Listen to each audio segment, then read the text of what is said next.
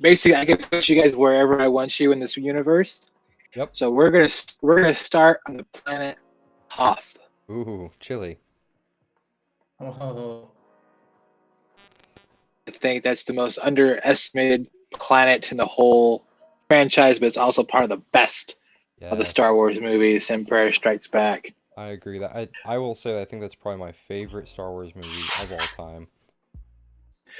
So you two have just landed on the planet of Hoth. When not starting? Hmm? He's shaking it. Go ahead.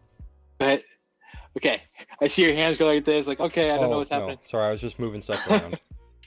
Okay, um, so you just landed in your, I guess your Y wings as a two person pilot or vehicle Okay. ship, and because you felt, I guess, I wouldn't say a disturbance in the force, but definitely a presence that wasn't seen or felt before.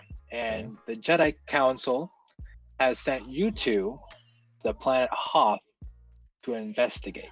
Okay. And what just for our sake and maybe some of our viewers, what era are we set in? So this area is in between Empire, sorry, the Return of the Jedi and the Force Awakens. Okay. All So right. we're in a familiar area of the abandoned rebel base that was on Hoth, Okay.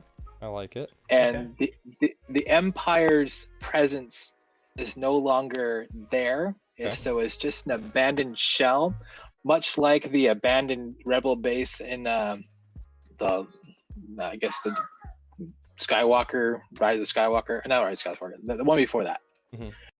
Um, so it's kind of similar to that feeling. It's old, it's worn down. Snow is covering most of what was the turrets. The trenches were used to protect the facility. You do see some protocol droids destroyed, other AT-ATs and other walkers that were in the combat. Others were just abandoned and left behind, Okay. assuming that since the Empire fell, they left everything behind. Um, so everything seems to be well locked up, with the exception of the door that you are approaching to go inside the base, Okay. slightly open. Looks like someone, maybe pirates or scavengers, made their way through that doorway. Okay.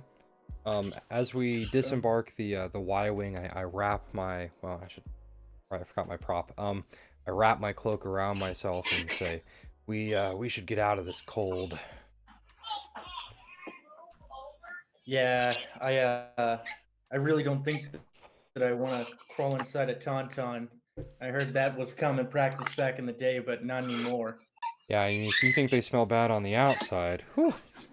I know. And I'm gonna disembark the Y wing as well Okay. and start moving So towards the door. when you disembark from the Y wing, you land softly in freshly powdered snow. It's about a foot and a half deep before you hit the hard pack. Okay. Um, Go ahead and roll a perception check. Alrighty. First roll of the game.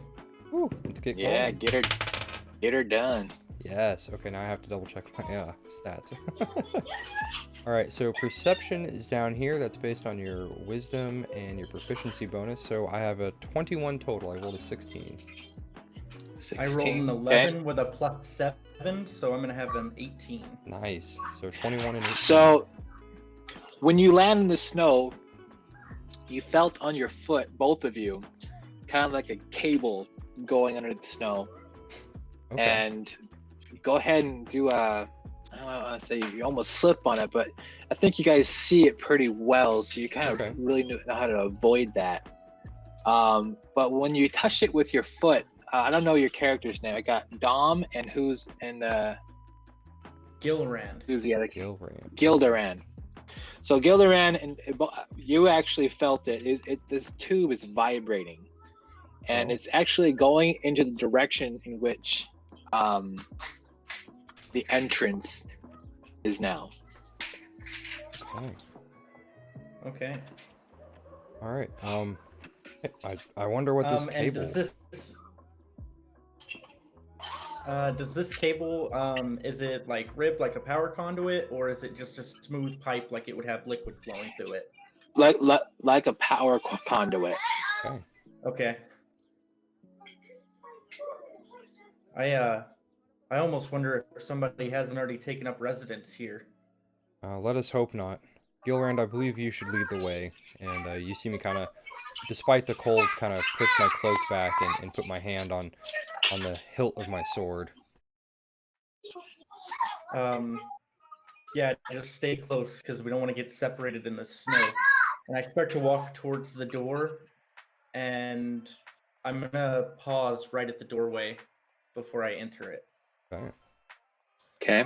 So when you approach the doorway, it's a very old, not rusted, because obviously the environment doesn't allow for rust, but it's a metal door with some rivets of where people forged it together or welded it together. Looks like it may have been destroyed at one point. They kind of reinforced it the best they could with what material was about laying in the base. But now that the opening, it could go ahead and roll a perception check for that opening. I want to see if you guys notice something. Okay. Both of us then? Ooh. I want to say nice. Yeah, first critical fail. So I get an 8. 10 total. 10 total. So you kind of see, the only thing really you guys notice about the opening, it's not very, it's not square. It's a very jagged, very sharp metal, like someone went in there and cut it. Maybe if the best way I could say it, it's like someone used a torch. Okay. And cut it open that way. Well, hopefully whoever made this cut, they're no longer here. Honestly, at this point, I'm so cold down to the bone that I'm not even really looking at what's going on around me. Let's get inside. Can you believe we made it here in summer? So you both detail right inside through the doorway. When you walk in, you find yourself in an ice cavern. Okay. You see some crates off to the left of the entryway before it enters into the main tunnel, going deep into the side of the mountain where you guys entered into, and then goes off to the left. Okay. I'm going to draw my. Oh, sorry. Did you have more? No, go for it. I'm gonna draw my sunblade and light it, and go ahead and hold it up to cast that daylight. 15 feet, I believe. The biggest question is, what color is your sunblade? Mine is going to be a yellow sunblade. Okay. Oh, there you go. Like the temple guards. I'm gonna have a yellow sunblade. Okay, and perfect. I will ignite mine as well with the classic whoosh. And my sunblade is green. Yeah. Green. All right. Okay, so again, you see there is some natural light coming in somewhere. I'm not sure if it's from the further down the tunnel or it's just from the entryway. You see those crates, since you lit up everything, and I guess it's called like the, what do you want to call it? Just the entry of the entry. And I'm going simple here. Sure. So the crates are off to the left, and they seem to be sealed still. One's fairly long but short. Okay. The other one is just a perfect square cube. Okay. And you see some symbols of the Empire on them. Well, whoever is here, they didn't seem to be here to loot the place. Yeah, it seems like there's still a lot of good stuff laying around if somebody was trying to make a quick buck. Yes. And I'm just gonna kind of slowly walk the edges of the room and see if the added light from my sunblade is going to cast anything, like see if any of those crates have been, tipped or moved around in the snow. See if anybody was actually looking for something. So you go ahead and roll a perception and see if you see anything disturbed or unnatural that you would think shouldn't have happened if no one was there. So I rolled an 11. 11. So you do see some disturbances on the what snow came through the doorway. There's definitely some footsteps, footprints, I should say. Of someone wearing a boot.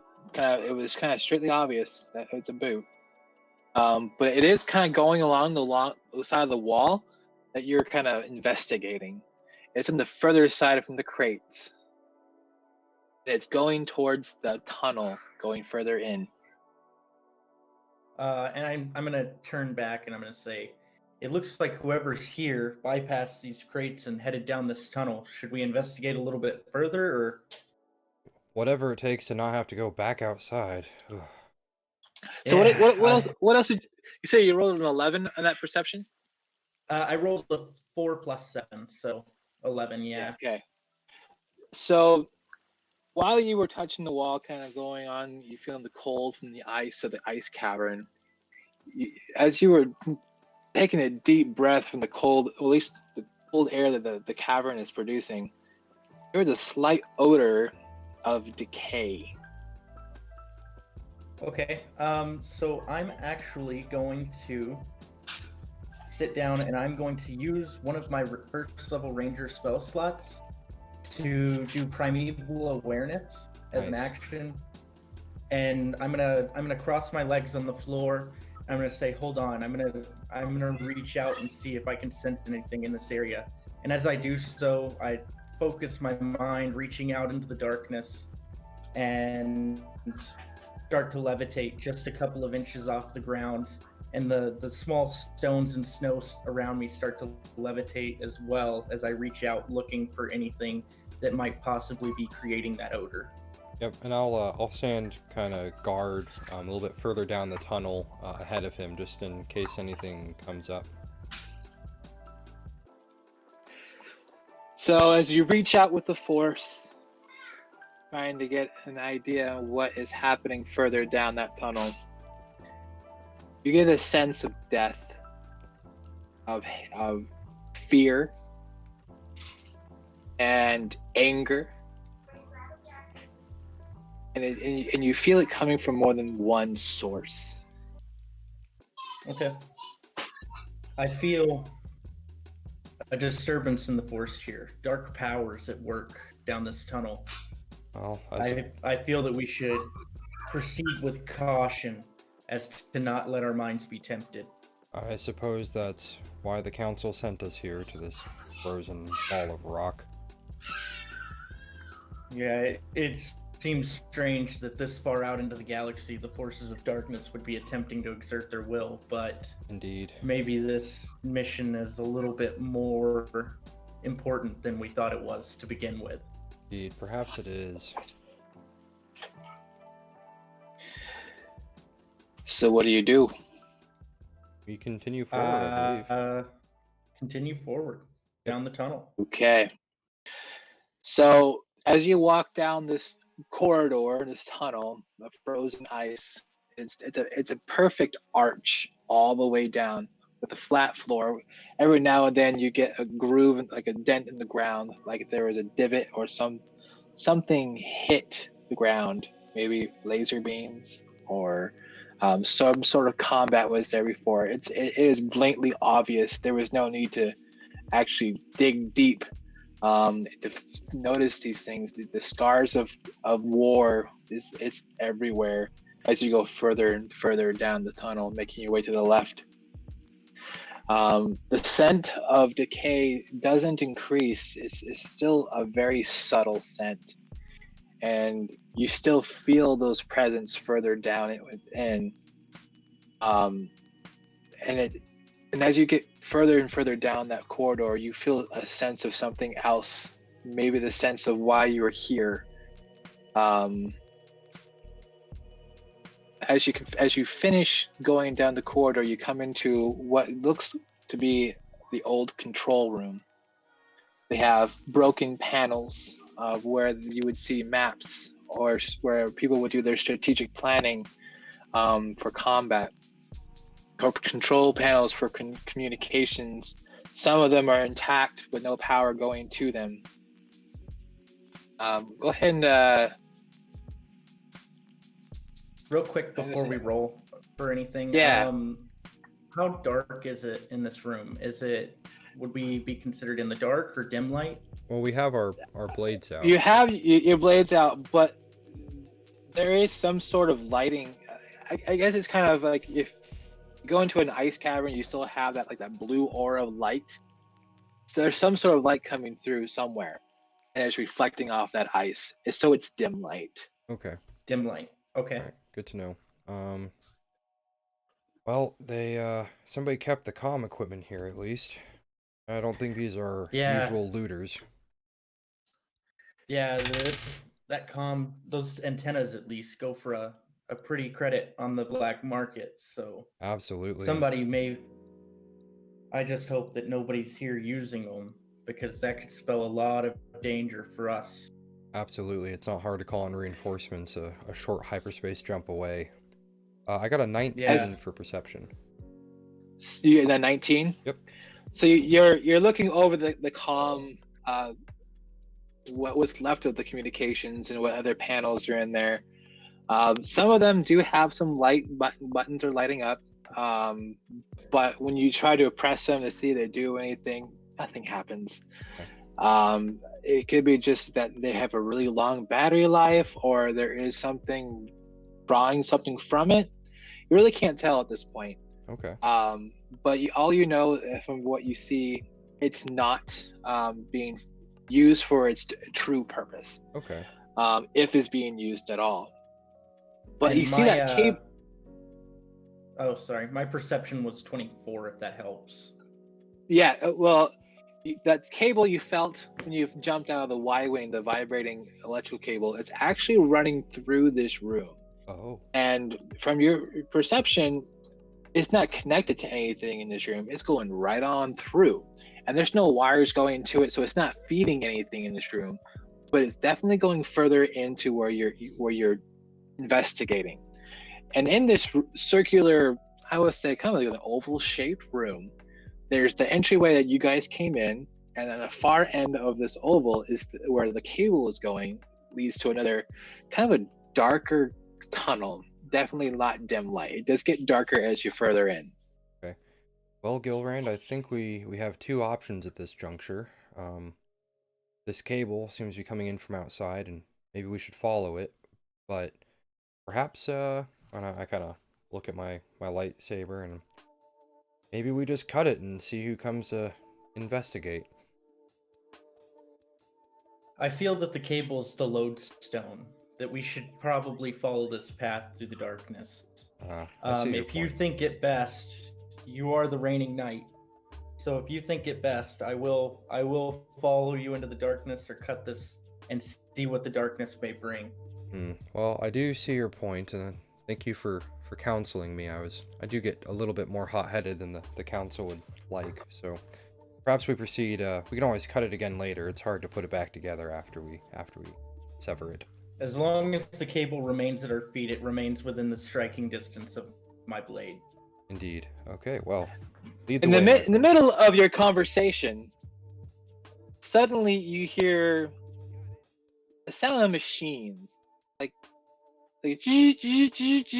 kind of a sound coming from the dark tunnel, and the sound is getting closer and closer to you. In the darkness, it's very plain to see. You see some lights, speaking lights, flashing lights here and there, and it's coming closer and closer and closer. When all of a sudden, a protocol droid makes itself known, and he looks at you. Obviously, with the protocol droid, they don't really show emotion on their buckets. But his arms go up, kind of like you see C-3PO would do. Yeah. And he starts speaking in a foreign language, So I don't know what languages you guys speak. I've got Common and Elvish. Okay, so it wouldn't be one of those. I have. Oh, geez, I'm so sorry. I think I have to look at Common my sheet. and Gith at least. I think I've got Common, Gith, and maybe Abyssal. Oh, I think I got Abyssal for some reason. weird. So his words are coming out as a deep gargle. It's not familiar with any of you, but he doesn't seem to, or it doesn't seem to be in a threatening way. If only thing you heard was its voice, you would think it's threatening, but its demeanor as it's presenting its arms toward you is just gargled. He's trying to say something to you, but nothing's happening. Okay. Abyssal, Celestial, Common, Gith, and Goblin. Wow. Okay, so Goblin. Okay, so you actually understand what he's saying. It comes off, obviously it's not a goblin, because that would be really annoying to hear a loud pitched voice of a android trying to say you're a stupid human. But he's coming out, it's like, welcome. It's been such a long time since we've had your kind here. I just look at Gilrand and I have no idea what's going on, so I give him a look and he's reaching out to you like he's asking for money, kind of like the, please sir, can I have some more? I look over and I say to him, it seems that he recognizes us as members of the order.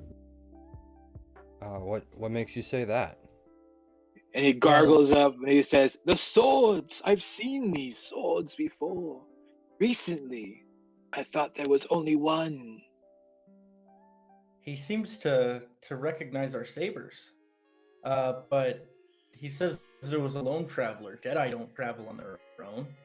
No, we do not. We best proceed with all due caution. And I turn to the droid and I say, droid, what color was this saber that you saw before us? A gargle mess. He says it was white. He said it was a saber of pure white. It's not a saber that I've interacted with before. Indeed, This would be an interesting piece of information to take back to the records keeper. I agree, the archives, if nothing else, would value this information. We should find out as much as we can. I believe so as well. Well, after you, my friend. I look back to the protocol droid and I say, can you lead us to where this saber wielder went? A gargle mess, he claims that he cannot. Where he is programmed each day to do a certain task that requires him to leave this facility to work on the cables and the electrical work outside. He seems to be working only on the electronics here. He doesn't seem to be of any use to us or of any threat. Interesting. Have you ever seen a protocol droid do maintenance before?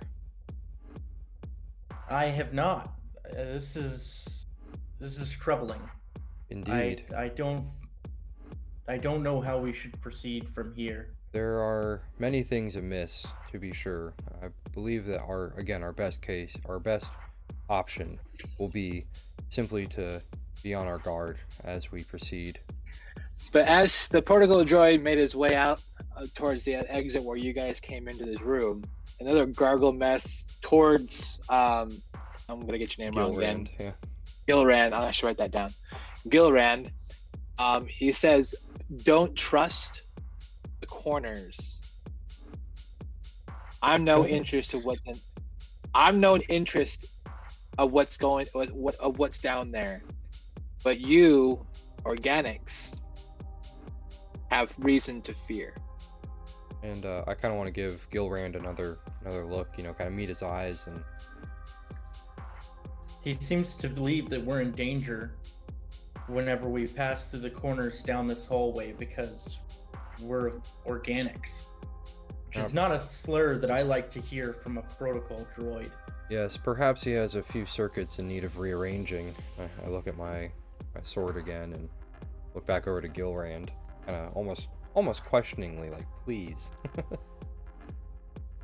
Do as you will, as you are the ranking member here, but I hate to see what might happen if this web of electronics should fall without us understanding what it controls.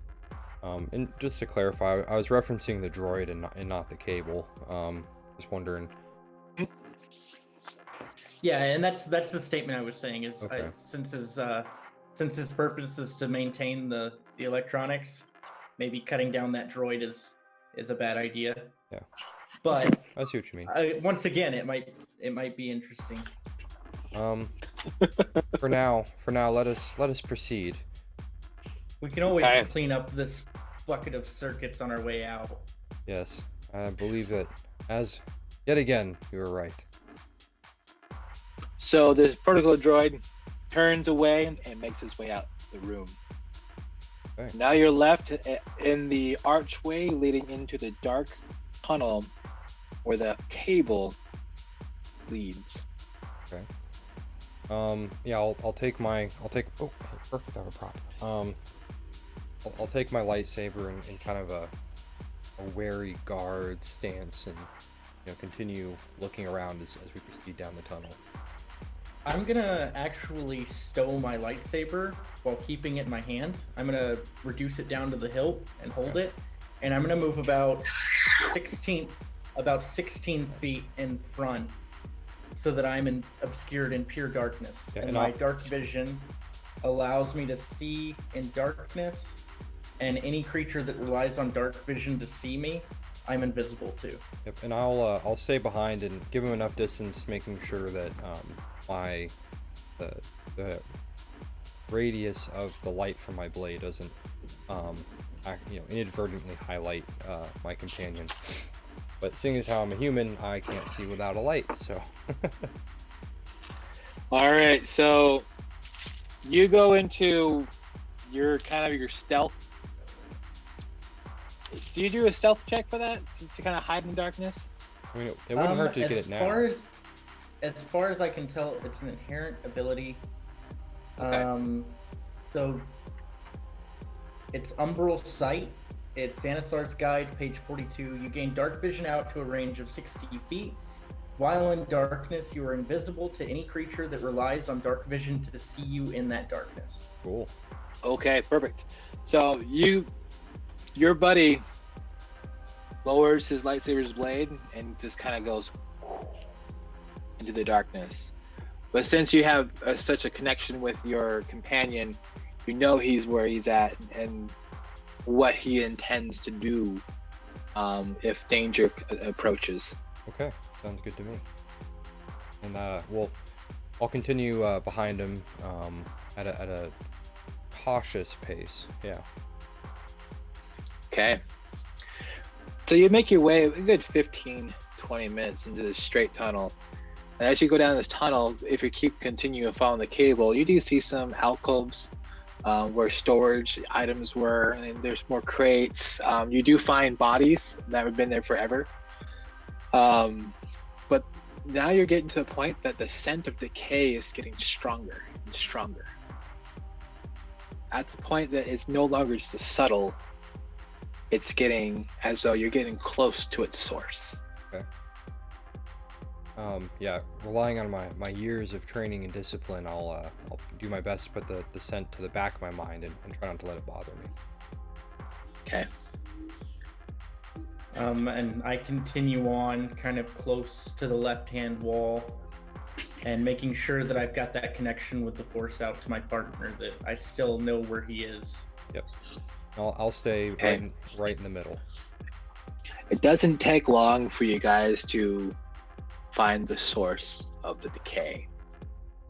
Go ahead and roll a perception check to see if you know what it was.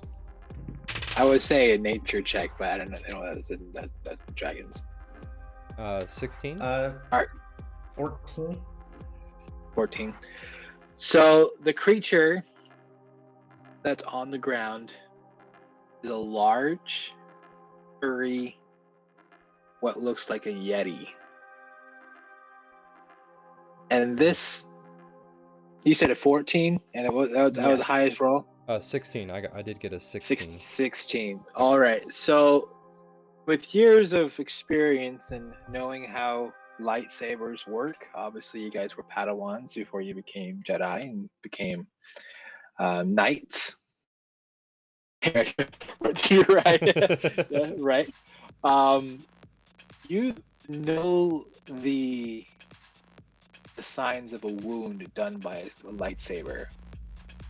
There's no blood. It's instantly cauterized through the heat of the blade, and that's what you see from the navel up to the probably the right under the chin of this yeti. I don't think this was a creature that died of natural causes. Yeah, in a hushed tone still from the darkness, I speak out and say, I have to agree with you here that someone has struck this down in the way that we fight. Indeed. And we're in a room, correct? Like You're in a wider part of the tunnel going further, and Okay. you can actually see where it's good. It kind of teed off to a left or a right before.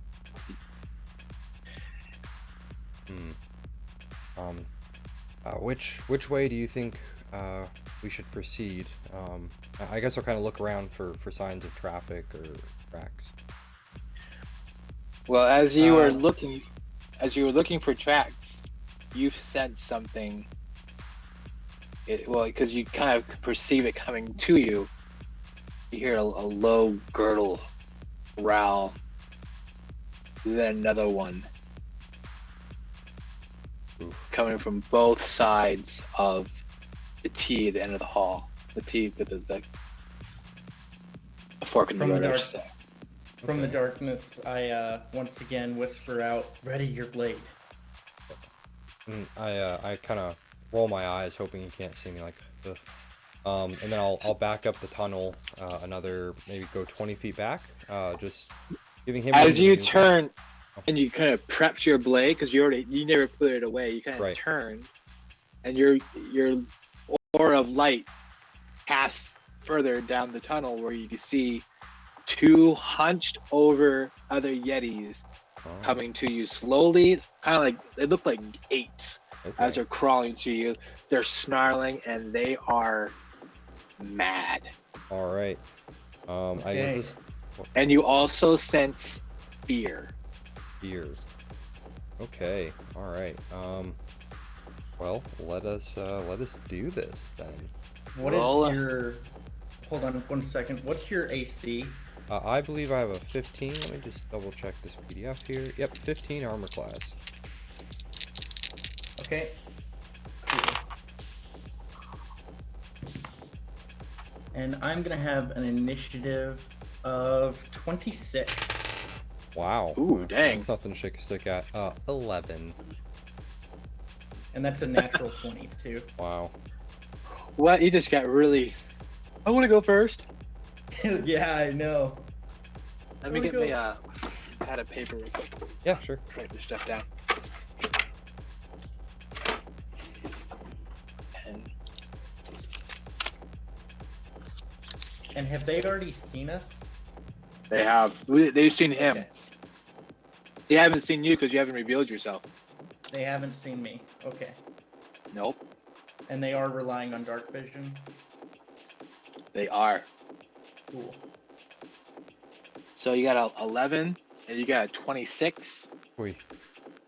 Then I have 13 and another 11. Okay, so I'm writing your name down. Is it Gildren? Gildren. Gildren.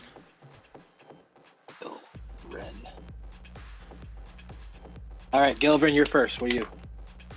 All right. So I am going to cast Zephyr Strike as a bonus action. Okay. That is going to add.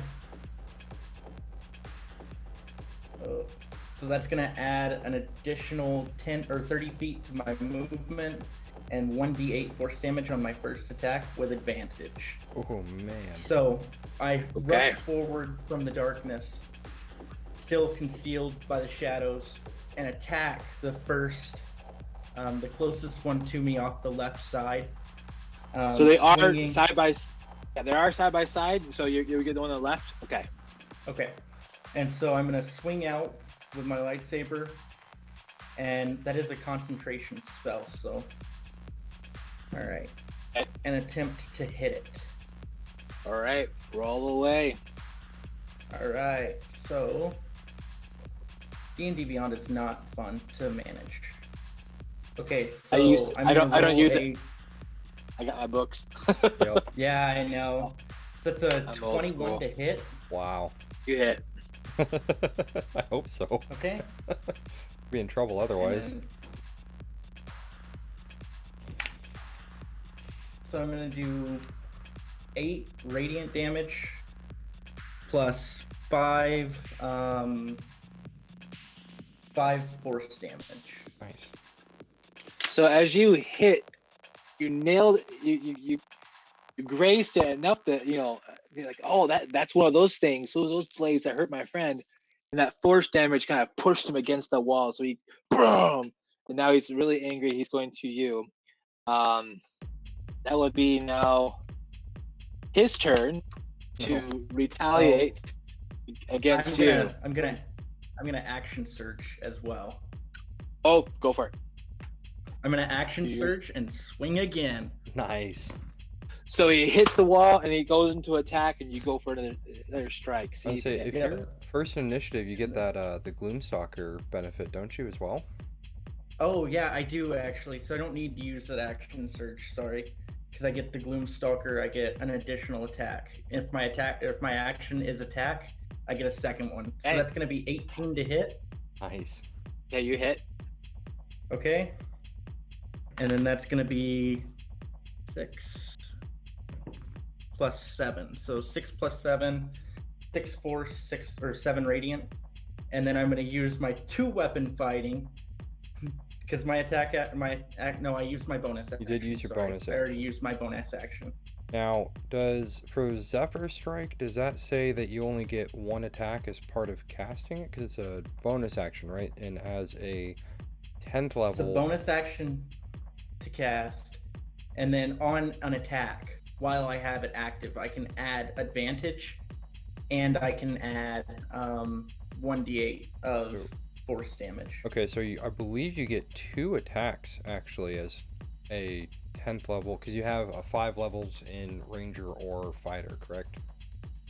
Yes. Yeah, so you should get 2 attacks unless I'm missing something. I don't think so. I think that I have. Yeah, I think that's my limit. Because I use that Zephyr Strike as my bonus action. I've run out of stuff. I think that as part of the attack action, you get 2 attacks, and then your Zephyr Strike is a bonus action to cast. It says, let's see, once before the spell ends, you can give yourself advantage on 1 weapon attack roll on your turn. That attack deals an extra 1d8 force damage on a hit. Oh. Yep, there it is. It was very, very bottom. I get 1 more. Sorry, I'm swinging again. And that one's okay.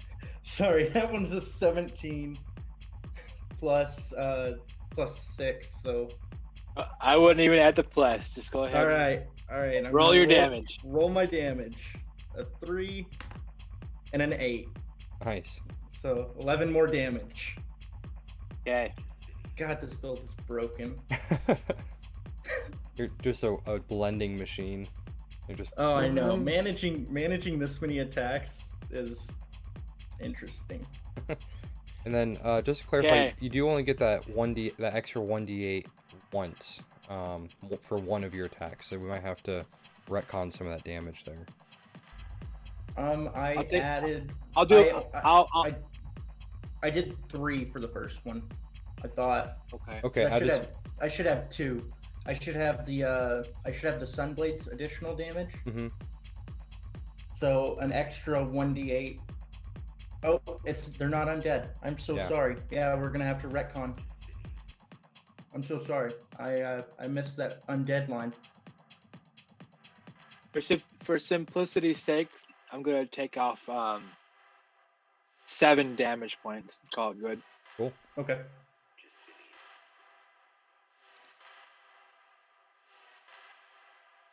Yeah, sorry, not trying to step on you guys there. You stepped no. on me. No step No, on you're right. snake. Sorry.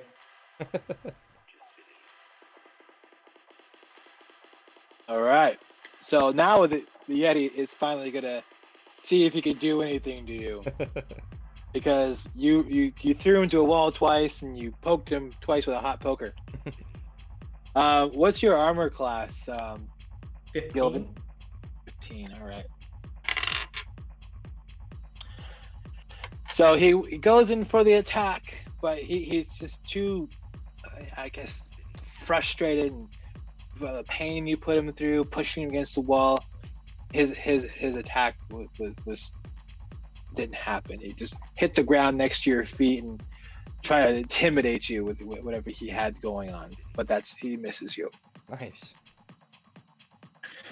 And now let's go ahead and Oh, he missed I'm gonna say me? he missed you. He went for the attack, but hit the floor. I'm gonna use a superiority die and repost. Nice. You gotta explain that one to me, 'cause I know all the spells and all the fun things. And so, what does that do? When a creature misses you with a melee attack, you can use your reaction and expend 1 superiority die to make a melee weapon attack against it. Add the superiority die to the damages roll on a hit. You're just a walking And blender. so, I know it is broken. And so my superiority die is a D8. So I'll roll my D8. And then to hit, so it's a 19, 20, 21, 22. It's not worth adding. I hit, right? Yeah. Okay. You do. So, and then I'm going to roll my D8, and it's going to be whatever it is plus 4. So 6 plus 4, so an additional 10 points of damage. Wow. All right. So I took away that 7. You gave it back. All right. Yeah. All right. 26. Okay. So he's not happy. But now the other Yeti, since you are the one who charged, is now seeing his whatever he is to the other guy getting hurt. It's like, oh, it's on, like Donkey Kong. And so he rushes you, and you feel this cold chill come over you as he attempts to do his chilling gaze on you. Go ahead and roll a Constitution save. Okay. It's going to be a 19. All right, you save. So he attempts to freeze you in place and in hopes that maybe he would paralyze you and have an advantage over you, but you shrug off his attempt. All right, so Colin, go for it. It's your turn. All right. So what's our positioning looking like in this hallway right? So just think of a narrow corridor, kind of an archway. The 2 Yetis are coming towards you, and they're coming out of, if you go further down the corridor, it tees off, going to both left and the right. Your companion is off to your left, with the attention of both the Yetis. Okay. This corridor is probably about, I would say, at least 10 to 13 feet wide. Okay. Just enough that these Yetis are basically climbing over themselves.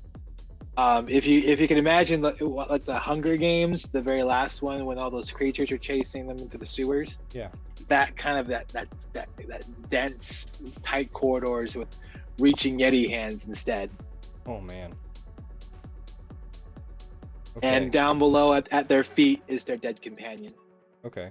Yeah, so I will attack the same one that Gilren was hitting, and hopefully I can actually do some damage. Alright, so I will charge in with my lightsaber, and let's see. Oh man, I'm getting excited. 26 to hit. Oh yeah, that's no problem. All right. So I will swing my lightsaber at him, and yeah, let's see. So D10, because I'm wielding it with two hands. Oh yes, maximum damage. So that looks like 16 damage. Which is... Okay. See, 16 damage. Yes, sir. Okay, that one is not very happy. Okay. Yeah, happy. And his companion is. Are you done with your turn? I'm sorry. I've got one more attack. So I'm gonna see if I can make his day a little bit worse. Okay. 24 to hit, and minimum damage. Another 7 radiant damage as I kind of come across the other way. Okay. And then that will end my turn. Thanks. All right. So the Yeti that you struck, he is not looking good. He's doing, I guess, the best he can to still look like he's in the battle, but you could definitely tell that he has almost succumbed to his wounds. Okay. All right. Seeing this, his companion also is fearing that his companion will fall, and he comes after you with both of his fists together and kind of go like a claw attack like that to knock you back. Oh man. Okay. And so, what's your armor class? 15. 15. And he succeeds with an attack. So I need a. It's gonna hurt. Okay. Let's see. I mean, I'll do the best I can to challenge this guy. Okay. Yeah. All right. Max damage 10 points. Okay. All right. So obviously it's not too much, but I also do 1d6 of cold damage. Oof. Okay.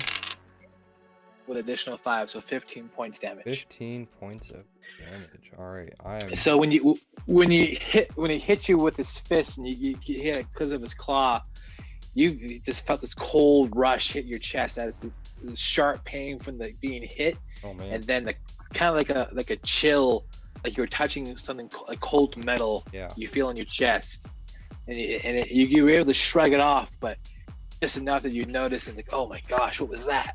Yeah. Huh. And now we're going back to the top of the round. All right, take us away, Cone. All right, so I'm going to take, and with my action, I'm going to attack the one that I've been hitting. Okay. So it's going to be 17 plus You hit. 3, so 20. And then that'll be off the table. 8 Still count. damage. 8 damage, okay. And then I'm going to use my bonus action to swing again with that 2-weapon fighting. Nice. And Well, I'm going to stop you. I'm going to stop you there. How do you want to kill it? So just like its friend that's laying in the middle of the floor, I sweep upwards with my lightsaber, cutting it from navel to chin, and turn to face the other. And keep in mind, you have a second attack with your action. And so I'm going to take that second attack on the next one. Is it close enough to me to do that? Yes, it is, because they were right next to each other in this narrow corridor, and like I said, it's very tight, and they're just doing what they know best: is kill the guy with the light. Okay, and that one's going to be a 21 to Hit, yeah. All right. And it'll be 9 damage. Okay. And then So- I'm going to take the... Oh, sorry. So I'm gonna say, like, I was gonna describe the situation, but if you're still attacking, I'll do it after you're done attacking. Keep going. Bonus action, swing again. Nice. 2-weapon fighting. Okay, and what's in your offhand right now? It's a rapier, just a Okay. standard rapier. Nice. All right, and that's going to be another 21 to hit. Okay. With Yeah, an you hit additional 9 damage. Ooh, man. So that's 18 damage total. Is that correct? Okay. Yes. Okay. So you go in to finish off that first one, but in your enthusiasm, you don't actually stop at the chin. You actually continue on through the head. And as you lower your blade down towards on the other Yeti, you strike it. You feel less anger coming from him, but more fear. Ooh.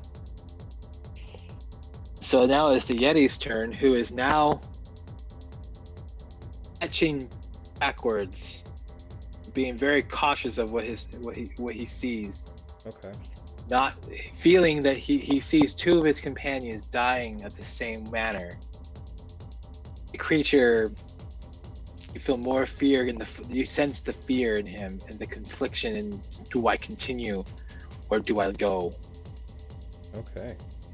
It cheats back, making sure it won't turn his back on any of you that you would attack him. More like so watching a dog, when you turn your back, make sure that he doesn't charge after you. Right. So he's very cautious on all fours, kind of that gorilla, backing up, nursing what little wound he has on his body from the lightsaber strike. Yeah. And feeling that he has no chance of gaining any food from this confrontation. And he makes his way back to the T of the corridor and kind of makes it off to the right, the opposite direction where the cable is going. Right. Gilrin, we should let him go. There's no point pursuing him, and we'd simply lessen the force. I believe that you're right here. There is folly in chasing a harmed creature back into its den. Yes, I believe we made our point sufficiently. I just feel shame that we had to kill the one that we did. These Yes, creatures aren't as common as they once were. Indeed, but there's little to be done for it. It was them or us, and I believe we made the right choice. I believe that choosing ourselves over the lives of a simple-minded creature such as this can't be faulted. Indeed. All right. So I kind of motion for Gilrin to lead the way off to the left-hand corridor. And once again, I'm going to suppress the light on my blade and continue to slip back into the shadows at the edge of his light. Nice. And continue down. Do you want to go to the left or the right? We should follow the cable, and I mean, it seems likely that if they're clearly afraid of our lightsabers, and if he's not going towards the cable, and there's clearly somebody that already had a lightsaber, it kind of makes sense to go towards whatever the source of the lightsaber is, I would think. Okay. And so I continue on following the cable. Okay. All right, so I'm pulling out some cards here, so I don't have to use my Engine Master's Guide so much. Yeah, no worries. All right.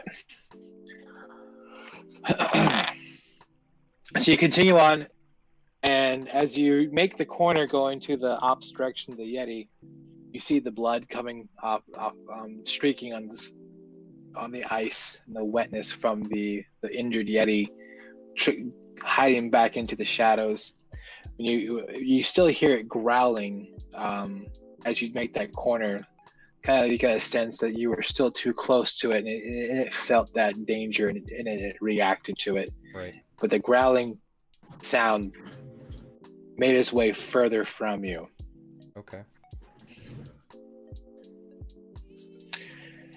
You continue on. It's not a straight corridor like you have been traversing this whole time. There's curves and there's turns and there's alcoves. Again, more storage. You see bodies, like all traversing armor, this whole imperial time. armor. There's You see curves and there's turns, skeletons, there's alcove. with you would only imagine could be from the Rebel Alliance. They're not uniformed. What you expect from the Empire. You see stormtrooper helmets here and there, old blasters that no longer function, just kind of strewed every which way. Even though the Empire could have been here for a very long time after the Battle of Hoth, when the Rebel Alliance was here, they didn't maintain it very well. Unless they didn't go this far into the caverns as you are. And you could imagine maybe that there wasn't any reason to come this far. But the Yetis found his home a lot safer than the natural caves that you find in the planet Hoth. Right. So you're actually at a point in your trek that it's starting to go downwards underground instead of going deeper into whatever side of a mountain you were in. You're going deeper into this, and it's getting colder. Okay. But and that armor and stuff doesn't impede our travel at all. It's wide enough space no, that we're not going to have issues. Exactly. So it's strewn about. It's kind of like if you have children who can't pick up their Legos. They're strewn everywhere. Yeah, you may step on it here and there, and you stub a toe, and you may curse in your native language under your breath, but you carry on. You just kind of kick it out of the way. The corpses themselves, the actual bodies, seem though that they were pushed out of the way to make way. Okay. And not very ceremoniously. They were like moved like quickly and briskly to get them out of the way. Like something more important was coming through, and they need to make way for this, whatever it is. Okay. That's the kind of the feeling you get. Like someone threw the red carpet down and quickly picked it up after the guy walked off, but you still see the path. Gotcha. Okay. Okay. Huh. But as you go deeper, it's getting colder. Your breath is more prevalent, and you can feel that chill passing through your cloaks. Not enough that you feel like if you stay here longer that you'll get frostbite. Right. Severe some physical damage, but just enough that it's an annoyance. Okay. And I'll kind of reach up and touch my chest where the Yeti it hit me, just kind of feeling that ache, the more pronounced. Yes, I would say you definitely feel it more because your body's temperature is dropping due to the environment. And I just tighten my cloak. I guess I'm not sure. I don't know the full understanding of lightsabers. They sense out a heat or any source of heat. Yeah, I'll get the sunblade pulled up. I mean, clearly they're hot, but you also see people standing right next to their faces. So yeah, so that's probably the only source of comfort you're having right now. Okay. Is that slight warmth, that wave of heat, kind of like a little heater. Yeah. At your hands. Your hands are probably the warmest part of your body right now, but the rest of you is suffering from the environment. And so it says that the light is sunlight, so I don't know if you would. Sunlight is warm, so I don't know how you would. But we get sunlight all the time here in Alaska, but how cold is it? Yeah, it doesn't always work. Yeah, that's fair enough. Fair enough. So that's exactly what you're feeling. You get that perception of comfort, but you're still cold. But your hands are actually touching it, the handle of the blade, and you get some sort of warmth that your hands still feel that you can still use your fingers if you take your hand off and shake your fingers around. Okay. But obviously you're moving a lot. You're traversing. You've been going on for a while, so just the act of moving and the unsurety of what's happening deeper in this cave is keeping your mind off the cold. Kind of warding off the worst of the chill. And I look back here and I ask, you seem to have taken a hit there. Is it troubling you? Should we stop and rest for a moment to collect ourselves? No, I should be okay. It's only a flesh wound. 'Tis only a flesh wound. It's only a scratch. Get All back right. here, you yellow belly. All right. I'll knock your legs off. It's not Okay. really a D&D session if you don't quote Monty Python, the Holy Grail. I mean, really. Right. True. We It's have true. officially reached the marker of this is a D&D session. Without the Cheetos and Mountain Dew, so that's impressive. But we're I trying. don't know. I got pizza rolls and beer, so I mean, close enough. I'm down for some pizza rolls. Those are good. Yes, sir. Anywho, you finally get to a point, and you're trekked down to the bottom of this, I guess, the side of a mountain. Yeah. And you plateau to a flat ground that's not made of ice. It's metal. Okay. If you had to compare it to anything, it'd be like a shuttle bay. Okay. It's square. Okay. And the cable goes to the middle of this room where you see this dome giving off a kind of a red and purple mixture of light. Okay. Doesn't stay one color, and it's kind of like a strobe light, but more of a subtle transition between the two colors. So Okay. that's why you get that purple sense, and that the vibrating is coming from that. I've got a bad feeling about this. as do I. So what do you do? If let's see, and this is how big is like what are the dimensions roughly of the room? It's quite a large room. It's about 50 feet wide, and it's a rectangle. Okay. And it goes further on. You can't see the whole room. Okay. Gilrin, I will investigate this machine. Keep your eyes peeled for danger, and I will Okay. kind of proceed to walk towards the machine again. So wary, kind of lightsaber, not necessarily leading, but still ready to respond to anything that any sort of danger, I guess.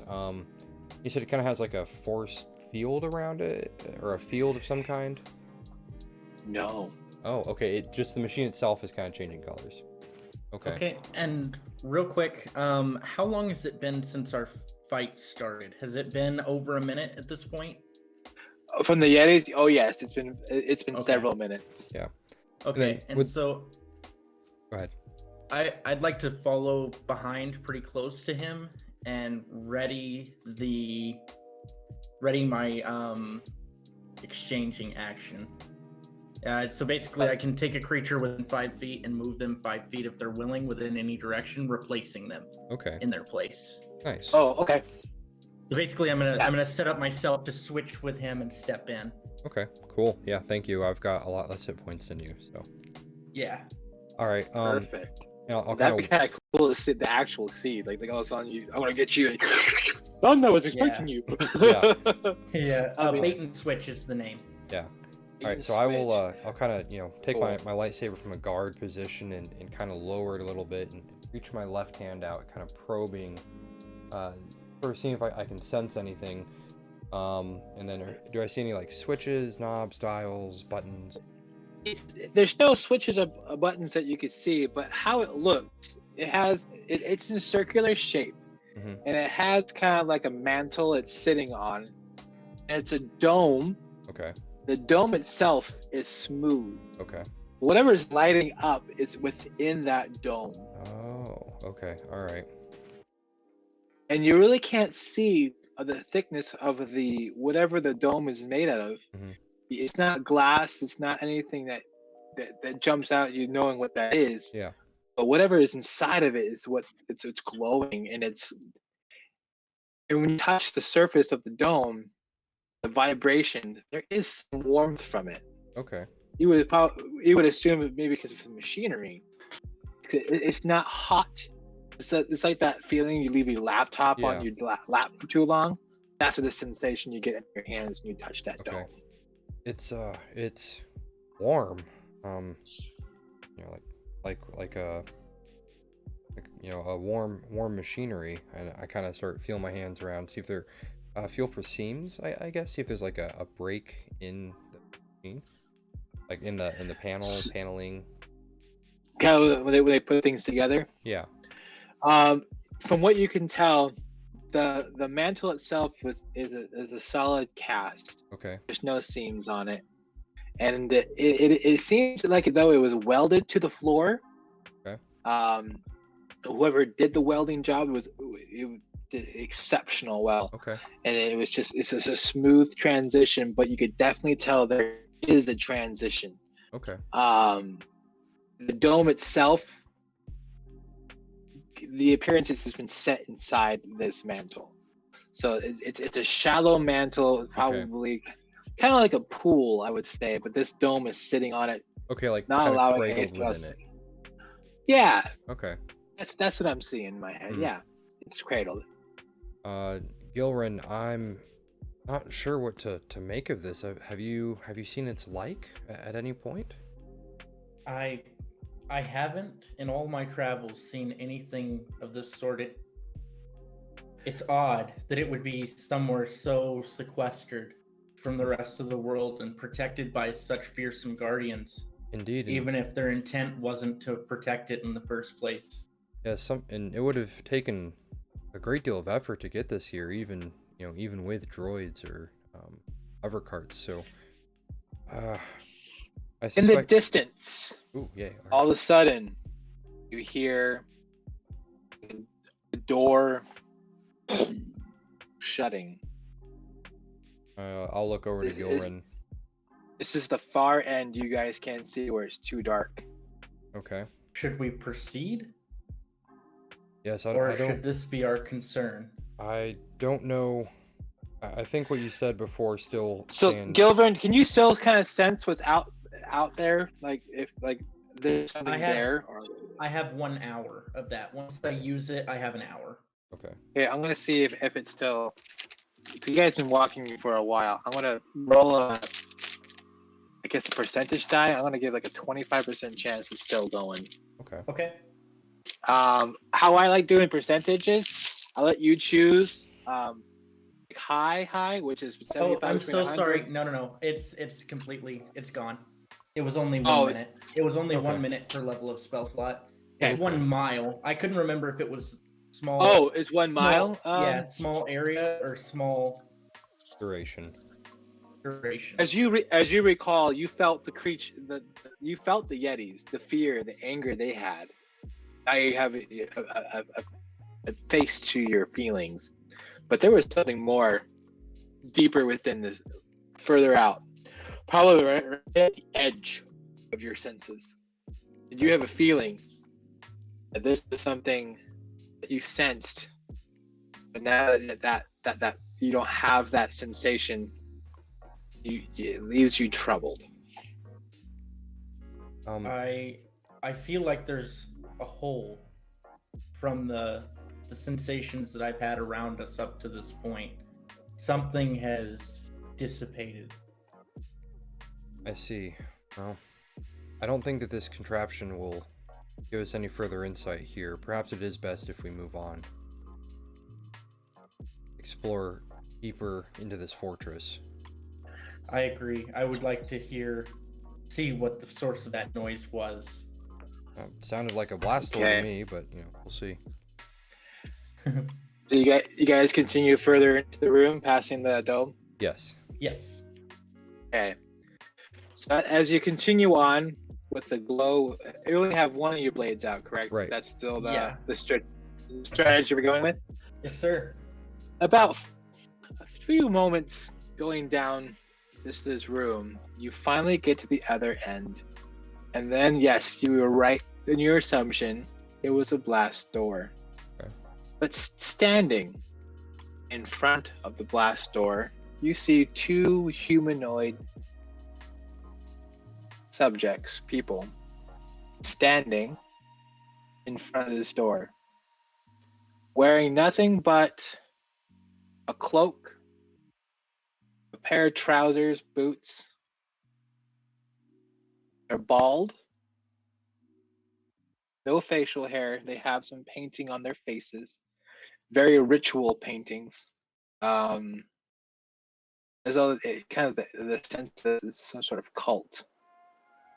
Okay. And they show zero emotions when they see you. They don't speak. They don't even make eye contact with the light of the lightsaber. Okay. They just stare forward into the void. Okay. Who are you? You get the same plain expression, staring.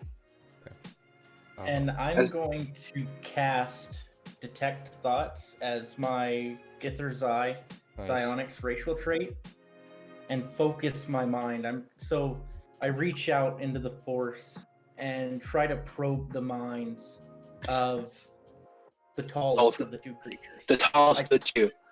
I So can about- only do one. When you probe into his mind, it's a sense of calm.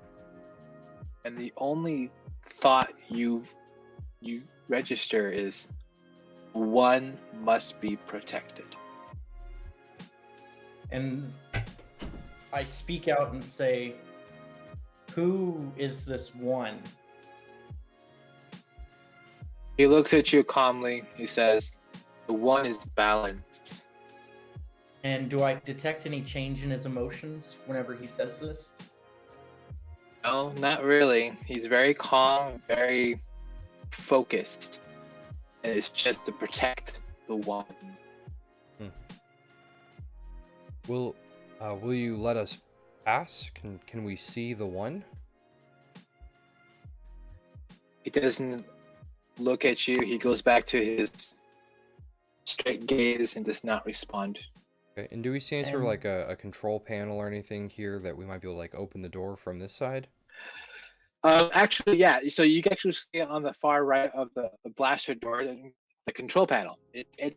There's a light blue light coming from the disengage switch. Next to it, there's a lever from, you would assume, emergency lockdown if need be.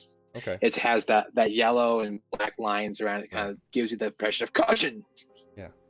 Okay. I'll kind of I'm gonna go ahead. I'm gonna push deeper as he does this and probe deeper into the mind of the tallest of the two that I was focused on before. And you have And no see if- problem. They don't react. So what are you looking for? So basically, I'm looking for any thoughts of ill will or any thoughts of malice directed towards us or any creatures around us. And it does have a DC 15 Wisdom save if they resist it. Oh, then no, he's not resisting. You have ease just probing deeper and deeper into his mind, and you only get the sense of protect.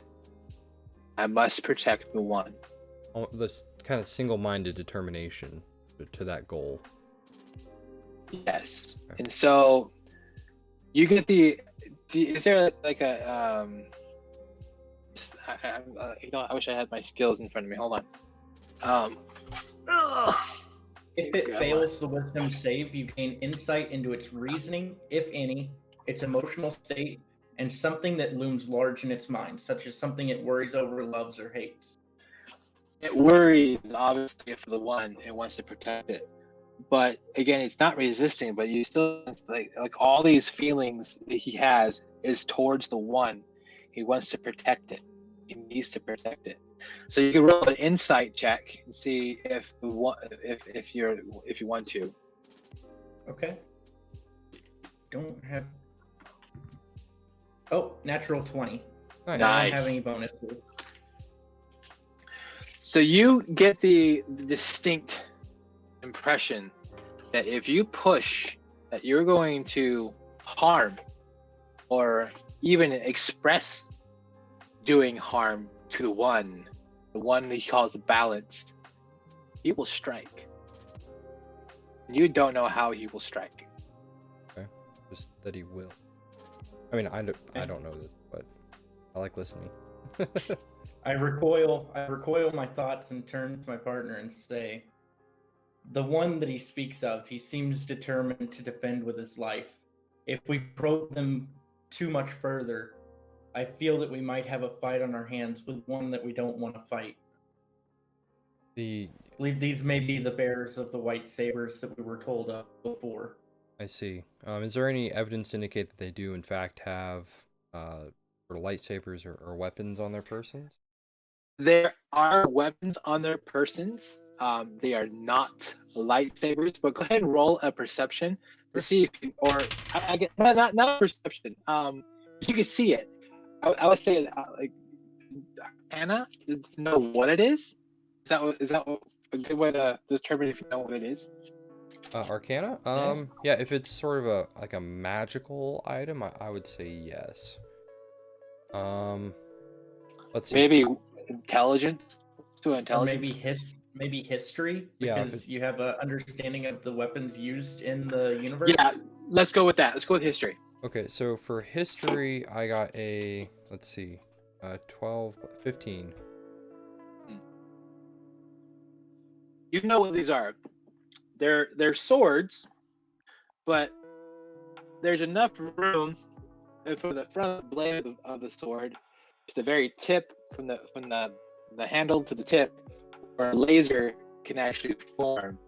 More like it's just a tool, and it actually fights against lightsabers. Ah, I see.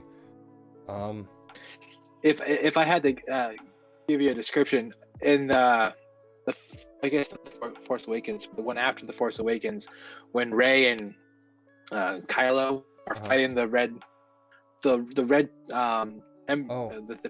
guards, the weapons had that little red light on them. Gotcha. That's what I'm trying to describe. All I right. just don't know what they're called in real life because I didn't really. So it's almost like a sword breaker in real life. Yeah, Kind of a shorter exactly. weapon with prongs and a central blade. Mm-hmm. But in this case, it would channel like an energy blade of some kind. Okay. Like a kyber crystal Yeah. of some sort. Yeah. Okay. So I'll lower my lightsaber so it's kind of down by my side, and I'll say, we do not seek to harm the one you protect. We simply have questions we'd like to ask, and move towards the control panel to open the blast door. And then, barring any reaction from them, I will activate the blast door to open it. And I'm gonna keep that action ready that I had before. Okay, so you're gonna stick next to me? Yeah, I'm gonna keep that bait and switch readied. Okay. So the one who spoke previously, the one who said balance, still staring forward into the void, not expressing too much emotion, says softly, mellow tone, no emotion in the voice. Why do you seek balance? What brings you balance? I kind of look at Gilren again. Do you mean balance within the Force? Balance, this balance, the one that you protect, is this a person?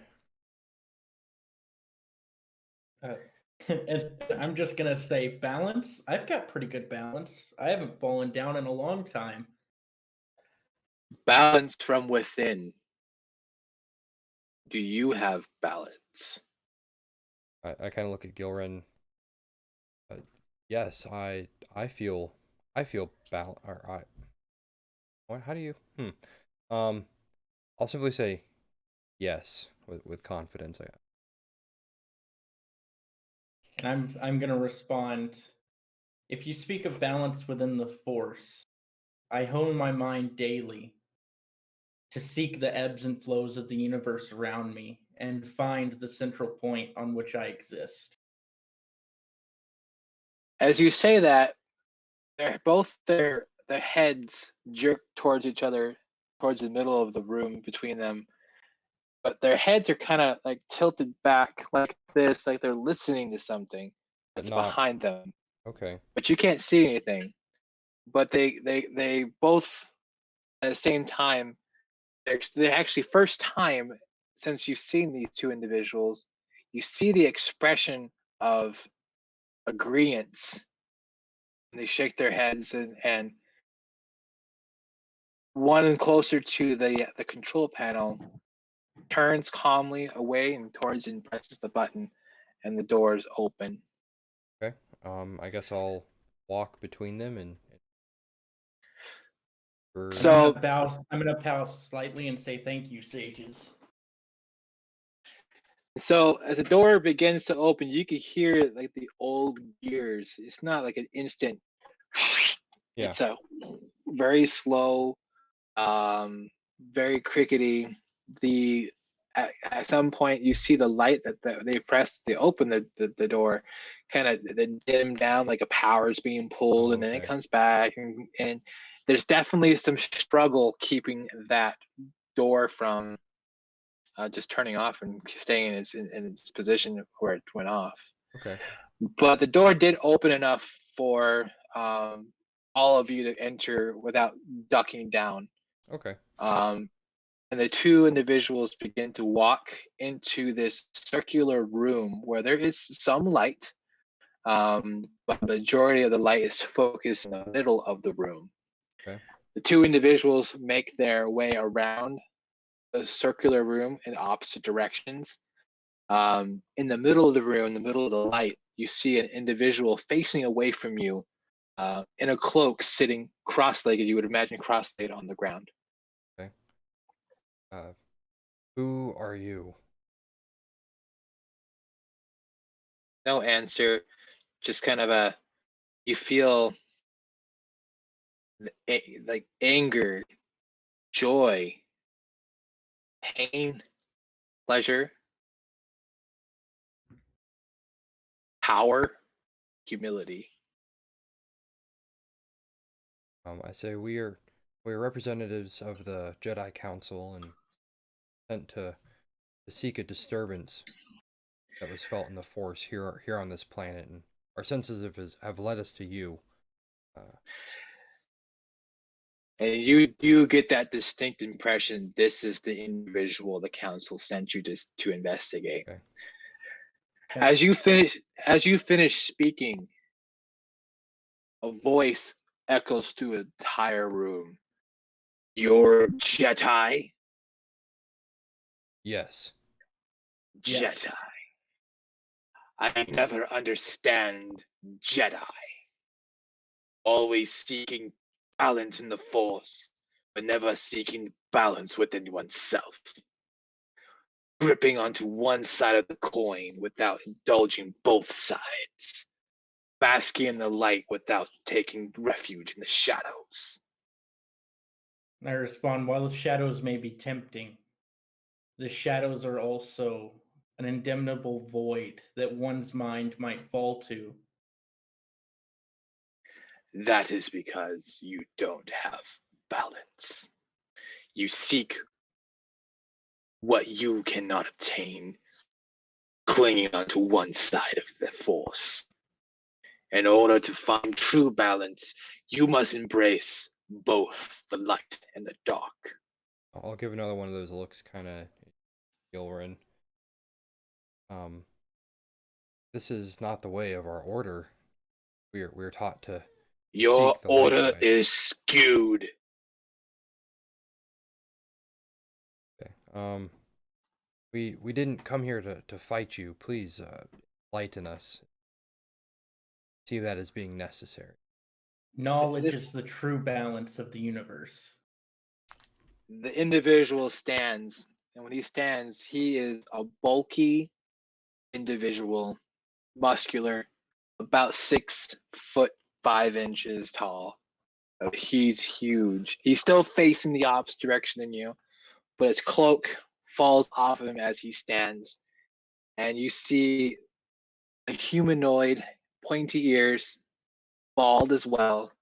His paintings on his body are distinctly different from those two individuals you saw. Okay. Half of his body is white, the other half is black. He turns and faces you, and you see the distinct difference between his eyes. One is shrouded in pain, yellow and red you would see from a Sith Lord. The other eye, clean, pure, innocent looking. What are you? I am balance. If this is balance, then it doesn't seem to be something that I want. And I kind of You come seeking me. Obviously, there is something that you want. wait. Your order would not be sending you here if they knew who I was and not wanting anything that I have. My followers will soon rise, bringing true balance to the universe. What? Your Sith Lords and your Jedi councils are meaningless, for they always squabble on one side and not the other. I But will how bring many- true balance. But how many will fall for the sake of this true balance? Fall. All will fall. I foresee it in my mind. My followers, they are many. And when he says that, you see many of these shrouded individuals come out of the shadows, wearing cloaks. Some of them are not wearing cloaks. It's just a very confusing feeling in this room. You feel the same sensations that you would from a Sith Lord, asking for power, wanting more and more. And the other half of the room, you feel tranquility, peace, the knowledge that you expressed to this individual who calls himself Balance. You feel that all of these individuals in the room are either one side of the coin or the other. Are they with the light side or the dark? But you perceive that none of them had the training that you had as a Jedi. What they have, the feelings that you get from them, were uncontrolled in either direction of the coin. Being too blissful and arrogant of the world, everything is rainbows and cupcakes. The other side, that I want power, I want to be dominant over my enemies.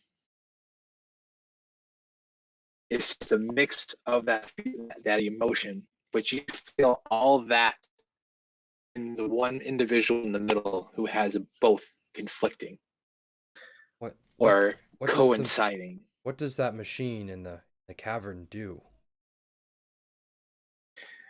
Right when you ask that questions, the room lights up. Lightsabers everywhere. Ooh, I just got a Different colors, but all slightly towards the white. Okay. So you have like a light blue, light green, light Okay. yellow. Nothing too spectacular, like no purple blade, Right. but there is just that white. But when you see these blades, go ahead and roll a perception. Yeah. Both of us? Yes, yeah, you both see it very well. 15 for me.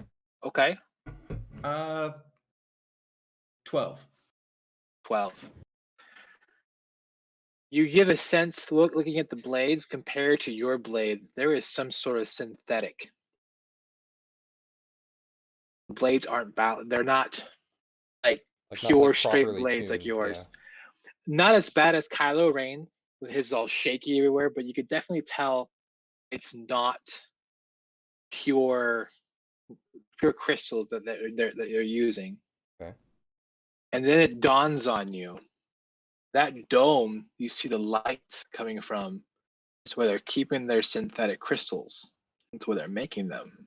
Okay. And it's, you see blue and red mixture of the balance. I see. Gotcha. Is it a fight you I'm want? gonna. Oh, go ahead. Yeah. Yeah, I was just. Is it a fight that you are seeking from us? As you said there, the blades disappear one by one. They kind of a circle around you. All of a sudden you notice there's more people behind you. I don't seek a fight. I seek balance. I seek bringing you to the true understanding of what it means to let go, embrace both sides. Your knowledge and your training can be beneficial to my goal. Bringing I that respond. true. What's that? Go ahead. Sorry. No, Go ahead, sorry. I want to hear your response. Okay. I respond with, I've seen what letting go can lead to. I've seen my brothers fall. I have seen what happens when one lets go and embraces too much of the dark. I refuse your offer. Man, I am so torn right now because like as a player, I'm like, yeah, this might be kind of cool. Like, let's see what he has to offer, you know. But like I know. with the Jedi training, I'm like, no, my character wouldn't do that. Like, you know, because you got that dedication to that code of ethics, you know. So, Yeah. uh, yeah, I'll simply nod in assent with what Gilrin said and say, you know, you you talk of you speak of bringing balance to the Force, but here you have, and you've destroyed it. Shakes his head in disappointment. He raises one of his hands and say, "My followers, leave us." One by one, these individuals turn towards the entrance that you guys came in, and they all make their way out of the room. You still don't get the sense of much emotion from them, as though they have been burnt of all personality. If I had to, if you guys are familiar with Dragon Age, the Tranquil, being burnt from the Fade, they don't have dreams, they don't have aspirations. You get that feeling for them. They're just husks of their former selves. Okay. Only and you hear in there as you like you get the sense of the same sense, protect one, protect the balance. But they feel that they have to do what he says. They don't know any other way. They just left the room. You're left as the door closes behind them. It's you and him in this frigid room. Okay. Your breath is more thick. Cold from the wound that you got from the Yeti is more present. The chill from the warmth from your blade, I would say, no longer gives you temporary comfort. I speak out and I say, I sense nothing but emptiness from those who follow the balance that you preach. There is no balance in slavery. There's only balance in control of your emotions. Balance in understanding the world around you through study of the Force. You seem more Sith than Jedi. Yeah. My balance will bring order. I don't seek power. I seek a galaxy. Only asking the blissfulness of balance. But without having a choice, you're hollow. They're just shells. You They cannot... will all find the same end. They will all find that their choices, their lust, their need for human interactions of love are meaningless. And how long lasting is this balance? Is it only as you survive? All will survive. There is no danger of finding balance, only the tranquility of it. I sense in your minds that you come here to destroy me. At this time, he reaches to his belt and pulls out 2 lightsabers and smashes them together. Right when they hit, you see a blue aura, like a spark of light, as the 2 of these lightsabers fuse together. A blue blade shoots out of one, and a red one shoots out the other. And he goes. I will show you balance. There are some heavily copyrighted songs that I really want to play right now, but I know I can't. I know, right? one that might have that one might. Yeah.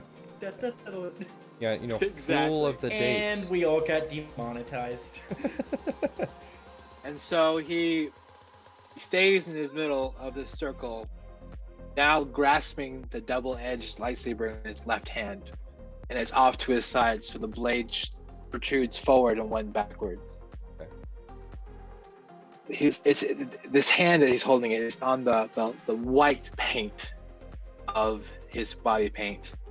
Okay. The dark side of his body, you sense. You see the little lights of electricity starting to form on that side of his body. So my question is, does he lead? Does the blade that he's holding lead with the red side or the blue side? Or is it perfect? Like... So is the red or the blue pointed at us right now? Oh, I am going to roll on that one. Hold on. Okay, because if it goes one way, I've got a really good comment.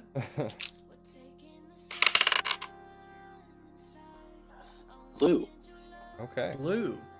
Okay, then I'll continue to look at him. Hey, I get that feeling kind of in the pit of my stomach, you know, kind of my Jedi senses tingling, and I would like to expend a bonus action to basically, you know, looking at him, and I want to use my Hexblade's Curse ability. Okay. It's a bonus action. Choose one visible target within 30 feet. They're cursed for 1 minute. Ends early if the target dies. If I die, if I'm incapacitated. Until it ends, I get a bonus to damage rolls against the target equal to my proficiency bonus, and any attack roll versus the target is a crit on a 19 or 20, and if the target dies, I regain hit points equal to my warlock level plus my charisma modifier. Okay. So what are you hexing? Just the individual? Yeah, it's okay. Not like the hex spell, it's a curse, but mostly it benefits me. Okay. I get bonuses against him. But yeah, I'm gonna target balance, and with this, let's see, I'll kind of point the tip of my blade at him and kind of come into a high guard position with blade, you know, pointing at him. And this isn't balance that you're bringing. This is mindless slavery. Slavery has been outlawed even not even under the Empire, since the rise of the New Republic. The Republic. Yes. Yeah. And I'm just gonna sink lower into my stance. Okay. Illuminating my sunblade as well. That's been stowed in the hilt up to this point, with my offhanded weapon in front and the sunblade back and up over my shoulder, pointing at him. Nice. All right. Just give me a second here. It's almost like a crossed guard. Okay. Yeah. I gotta get some stats. For sure. Oh, I'm excited. Oh, I'm so stoked. By the way, awesome storytelling, man. Yeah, like this seriously. is great. I'm on the edge of my seat, so excited right now. I know. I'm like my hands are like a little shaky. Like, this is awesome. Yeah, like I'm clammy. So, as this guy Balance closes his eyes, you both sense this side of the room calm. This is exactly what you guys trained. This is what you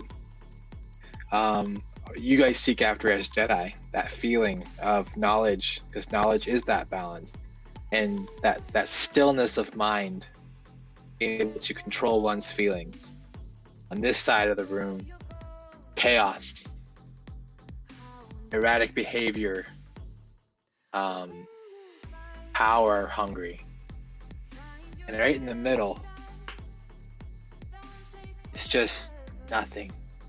It's just plain stillness, cold, nothing. That's when he opens his eyes. Roll initiative. Oh man.